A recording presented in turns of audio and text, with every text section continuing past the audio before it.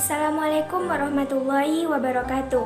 Kembali lagi dengan saya, Anissa Zakira, di konten keempat saya, yang mana pada konten 3 lalu saya membahas tentang teori struktur genetik, dan pada konten keempat ini saya akan membahas tentang teori mimetik. Sebelum kita melanjutkan ke pembahasan berikutnya, alangkah baiknya jika kita mengetahui apa yang dimaksud dengan teori mimetik itu.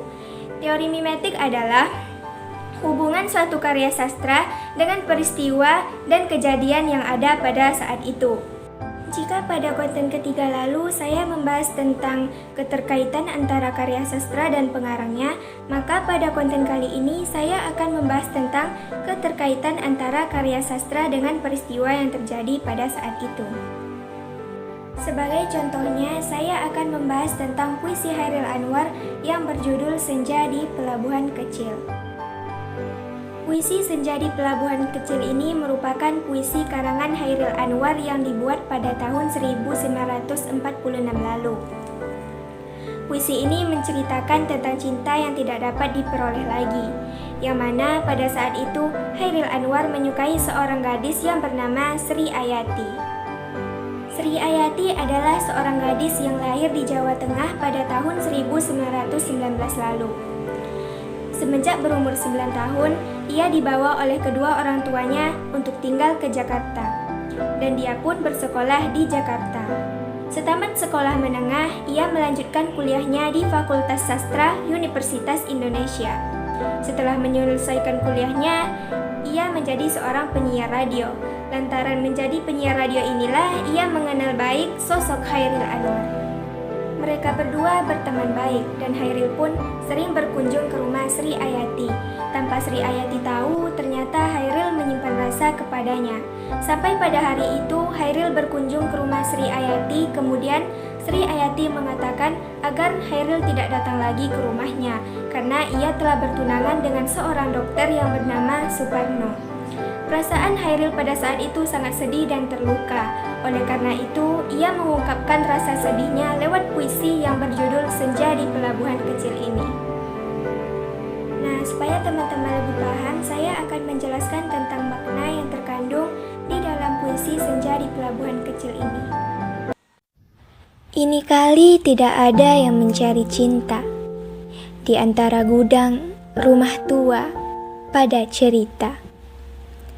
Tiang serta temali, kapal, perahu tiada berlaut. Menghembus diri dalam mempercaya mau terpaut. Pada bait pertama ini, penyair menyebutkan kata gudang, rumah tua, cerita tiang dan temali, kapal, perahu yang tidak bertaut. Semua benda-benda ini mengungkapkan rasa sedih yang dialami oleh penyair. Gerimis mempercepat kelam, ada juga gelepak elang menyinggung muram. Desir hari lari berenang, menemu bujuk pangkalan akanan, tidak bergerak, dan kini tanah, air, tidur hilang ombak.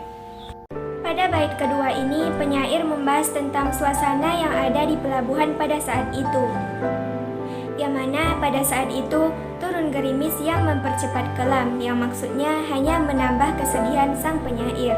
Kemudian ia menyebutkan gelepak elang menyinggung muram, yang artinya membuat hati menjadi muram. Kemudian ia menyebutkan desir hari lari berenang, yang bermaksud kegemingan telah musnah. Sebenarnya penyair datang ke pantai itu untuk menghibur diri, tetapi suasana di pantai itu berubah karena turun gerimis, dan harapan untuk menghibur diri pun musnah. Hal ini dapat kita pahami pada saat penyair mengatakan, dan kini tanah, air, tidur hilang ombak. Tiada lagi, aku sendiri berjalan, menyisir semenanjung masih pengap harap.